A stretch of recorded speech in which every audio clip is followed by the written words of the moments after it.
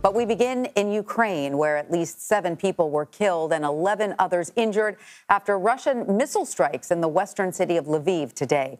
3 missiles hit military infrastructure facilities, and a 4th struck a tire repair shop. The regional military governor says the death toll could rise as rescue efforts continue. Lviv is about 50 miles east of Ukraine's border with Poland and has largely been a refuge for Ukrainians fleeing the war. Meanwhile, Ukrainian and Russian officials have reported a rise in fighting in the east over the past 24 hours. President Zelensky has said he is not willing to give up territory in the Donbass region to end the war. And Ukrainian forces continue to resist Russian attacks in the southeastern port city of Mariupol. Civilians and soldiers are holding up in a steelworks plant and have held out against Russia's advances so far. A Ukrainian Marine commander sent an open letter to Pope Francis and called Mariupol, quote, hell on earth. CBS News foreign correspondent Chris Livesay joins me now from Kyiv. Hi, Chris. Good to see you. What more can you tell us about those Russian missile strikes in Lviv today?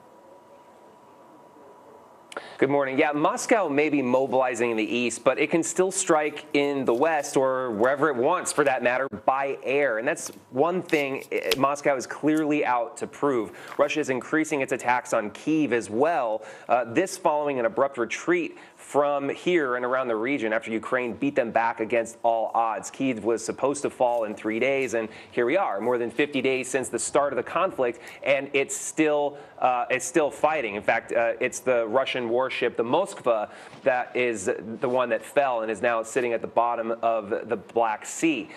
So it's a huge embarrassment for Russia that Ukraine, tiny in comparison, could take out the pride of the Russian fleet. So there's a vindictiveness to these recent attacks as well, meant to show the war is hardly over. So how likely is it, Chris, that Ukrainian forces can ultimately fend off Russian attacks in Mariupol?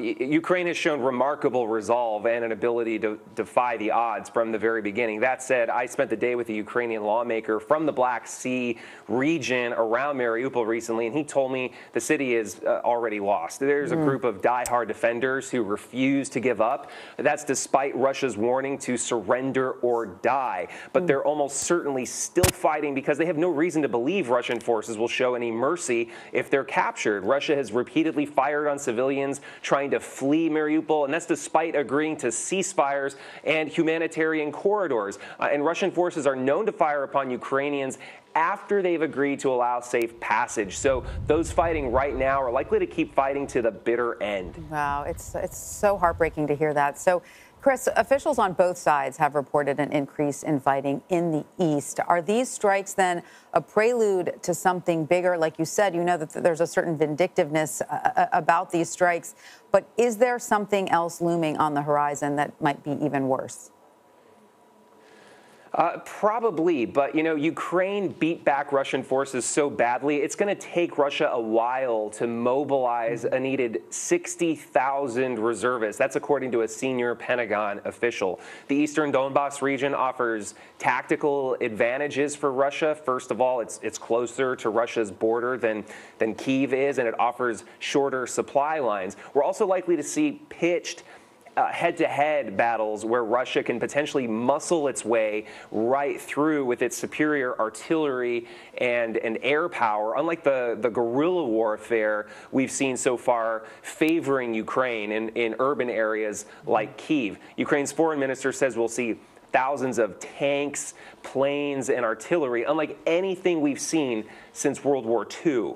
Oh, devastating news. And so, Chris, a number of countries are planning to reopen their embassies to Kyiv. What's the latest you're hearing about that? Yeah, France and Spain, those are just two of the countries reopening their embassies here, but they're not encouraging any of their citizens to come, and that's because Russia continues to strike the area. It's been rumored for days that the mayor is going to declare the city reopened for business this week. Indeed, we've seen stores and restaurants coming back to life. People are out and about, walking through parks.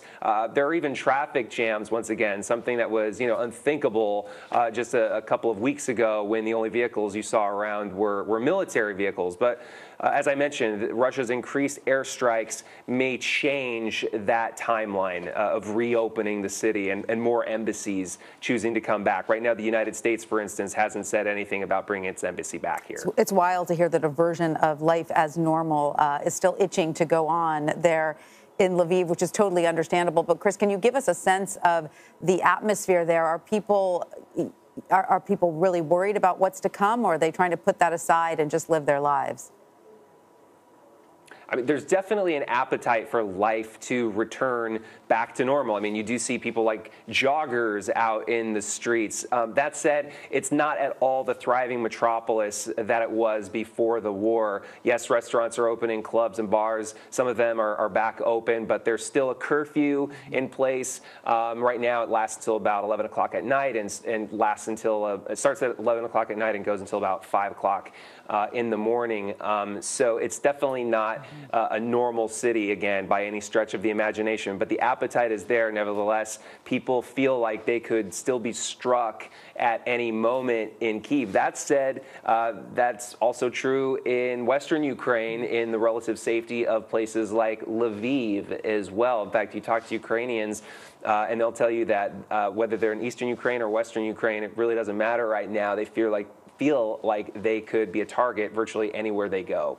Chris Livesay in Kyiv, thank you so much for joining us. We appreciate it. Thank you.